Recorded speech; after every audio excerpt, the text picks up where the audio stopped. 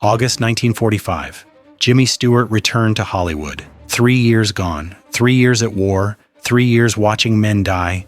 Studio executives waited, scripts piled up, roles ready, career on hold, just waiting for Star to return. They expected James Stewart, charming actor, America's sweetheart, man who made audiences smile. They got someone else. Got combat veteran, got squadron commander, got man who carried ghosts, got person who could not pretend anymore, could not play innocent, could not be what he was before. War changed him, completely, irreversibly, permanently. Hollywood did not understand, did not care, wanted product, wanted star, wanted money. This is episode 4, the return, the struggle, the transformation. How combat veteran became greatest actor of generation, not despite war, because of war. September 1945, Jimmy met with MGM executives. His contract was still active. Studio owned him, legally, professionally, financially. 3 years suspended, now resumed, as if nothing happened, as if war was interruption, as if Jimmy could just continue. Pick up where left off. Be same person, play same roles, make same movies. Studios had plans, had scripts, had everything ready. Romantic comedies, light dramas, feel-good films. America wanted escapism, wanted happiness, wanted to forget war, move forward, be optimistic. Jimmy Stewart was perfect for that. Was embodiment of American optimism, American decency, American charm. That was his brand. That was his value. That was what audiences wanted, but Jimmy could not do it, could not play naive characters, could not pretend to be innocent, could not smile on command. War killed that ability. Combat destroyed that persona. Death erased that option. He tried to explain, tried to tell executives. He was different, changed, could not be what he was. Executives did not understand, did not want to understand. They saw investment, saw asset, saw product that needed to generate revenue. War was over, time to work, time to perform, time to be profitable. Jimmy's feelings were irrelevant. His trauma was problem to overcome. His changes were inconvenience to manage. Studio had no patience for psychological adjustment, had no sympathy for combat veterans, had business to run, money to make, stockholders to satisfy. Jimmy signed new contract, had no choice, needed income, needed work, needed purpose, but negotiated something unprecedented: creative control, script approval, role selection. Studios resisted. Stars did not control content. Studios decided everything. But Jimmy was different. Was war hero? Was decorated colonel? Was man who could walk away and no one would blame him. Studios needed him more than he needed them, so they compromised. Gave him more control than any actor had. Gave him power to choose, to refuse, to shape career. That power, that autonomy, that freedom would change everything, would allow Jimmy to be different, to take risks, to choose truth over popularity, to be real actor instead of just movie star. First role after war would define everything, would show what Jimmy had become, would reveal whether he could still act, or whether war had destroyed that too. Frank Capra called, director who made Jimmy star, who believed in him, who gave him Mr. Smith Goes to Washington. Capra had been at war too, Signal Corps, saw combat, understood what soldiers experience, understood what came after. He had script, dark script, about man who wanted to die, man who thought world would be better without him, man saved by angel, shown his value, shown his impact, redeemed. It's a wonderful life. Title was ironic, story was dark. Main character George Bailey was desperate, broken, suicidal. Everything Jimmy felt, everything he carried, everything he was. Capra wanted Jimmy for role, knew he could do it, knew he would understand it, knew war gave him depth, pain, reality that George Bailey needed. Other directors saw Jimmy as light comedy actor. Capra saw combat veteran, saw darkness, saw truth, saw what Jimmy had become, and wanted that, needed that. For George Bailey to work, for story to resonate, for film to matter, required real pain, real desperation, real brokenness. Jimmy had all of it, in abundance, in excess, in ways that terrified him. Jimmy read script, saw himself. George Bailey was man who sacrificed everything, who gave up dreams, who served others, who got nothing in return, who reached breaking point, who wanted to end it. That was Jimmy. That was veteran. That was survivor who carried guilt, who asked why he lived when others died, who wondered if world would be better without his pain. Script was mirror, was confession, was therapy, was terrifying. Jimmy almost refused, almost said no, was too close, too real, too painful. But Capra convinced him, explained how important story was, how many people needed it, how veterans especially needed it, needed to see that life mattered, that survival mattered, that they mattered. Even when everything felt hopeless, even when darkness overwhelmed, even when death seemed preferable, life was worth living. That message, that hope, that redemption, veterans needed it desperately. Production started December 1945. Jimmy threw himself into role, did not act, lived it, became George Bailey. Every scene felt personal, every moment felt real, every emotion felt true. Scene where George Bailey breaks down, cries, begs for life. Jimmy was not acting, was channeling, was releasing, was expressing everything war had done, everything he carried, everything he felt. Crew watched silently, understood they were witnessing something rare, something real, something beyond acting. This was man purging demons, man confronting darkness, man fighting for life, on camera, in character, but really, truly, completely. Filming was emotionally exhausting. Jimmy relived trauma daily, played broken man repeatedly, explored darkness constantly, was therapeutic, was necessary, was painful. Every day drained him, every scene cost him, every performance required everything. He went home empty, went home haunted, went home wondering if he could do this, if he could survive acting, if exposure was worth pain. But he continued, because story mattered, because message mattered, because maybe helping others made his survival meaningful, made his guilt bearable, made his ghosts purposeful. Film released December 1946. Response was unexpected and devastating to Jimmy personally. It's a Wonderful Life opened, critics were mixed, some loved it, called it masterpiece, called Jimmy's performance career best, called film important, others hated it, called it sentimental, called it manipulative, called it Depression-era holdover.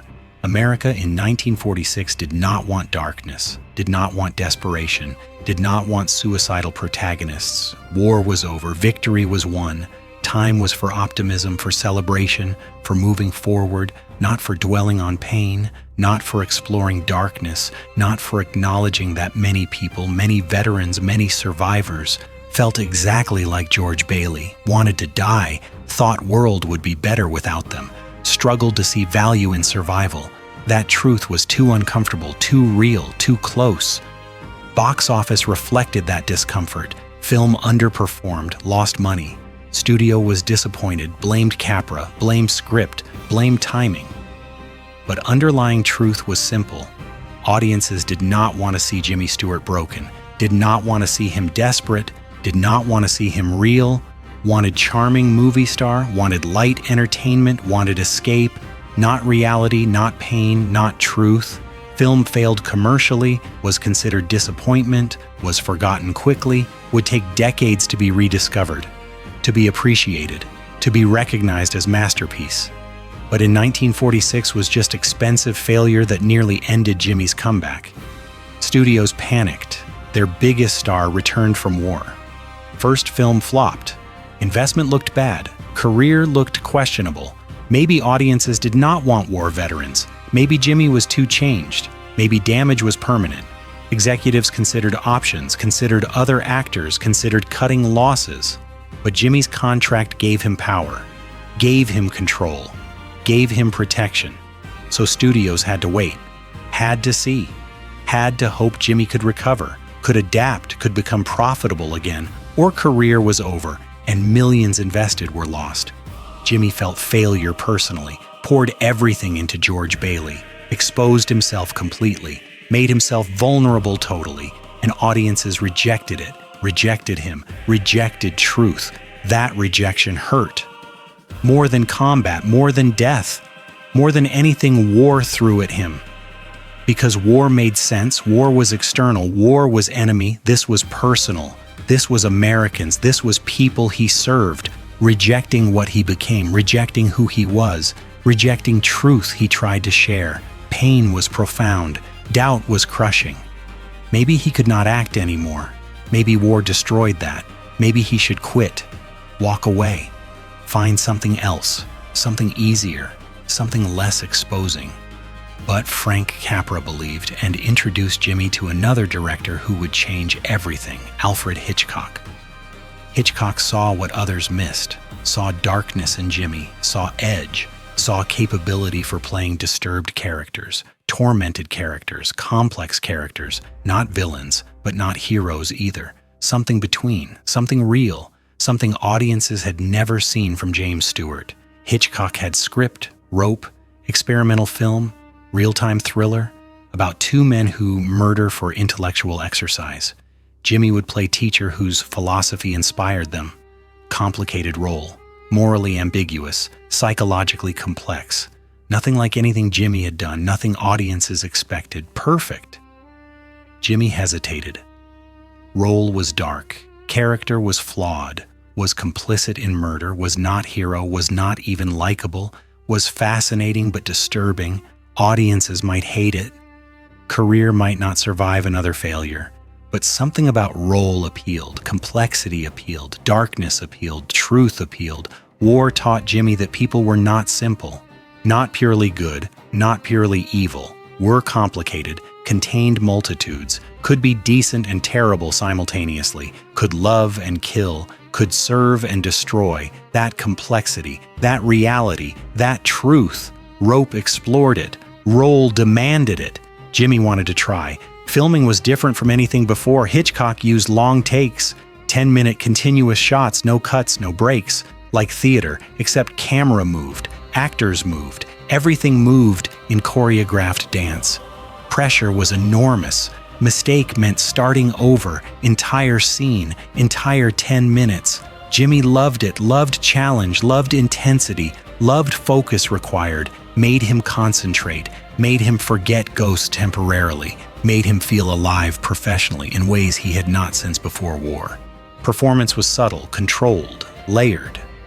Jimmy played teacher who seemed reasonable, seemed intellectual, seemed harmless. But underneath was darkness, was pride, was responsibility for evil. Audience had to see both, had to understand complexity, had to feel discomfort.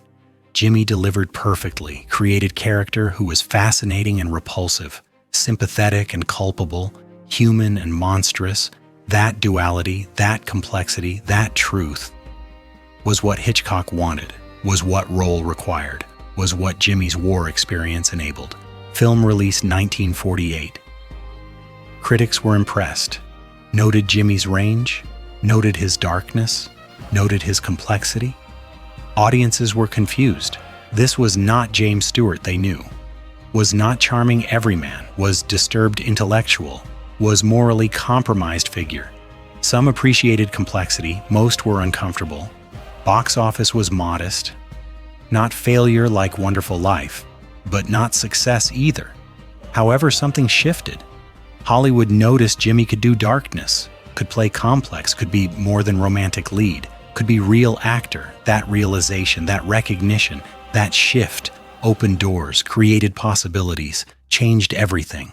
Hitchcock cast Jimmy again, Rear Window, Vertigo, more complex roles, more psychological depth, more darkness. Each film showed different facet, different capability, different truth.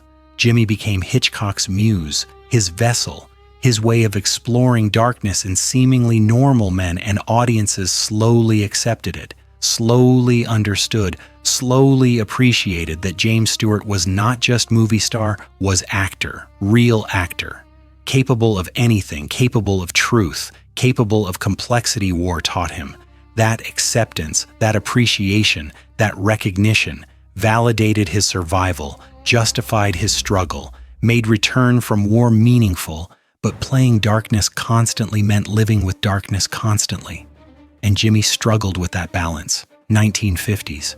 Jimmy worked constantly, made film after film, westerns, thrillers, dramas, played complex men, morally ambiguous men, troubled men, used war experience, used darkness, used pain, channeled it into performance, into art, into truth.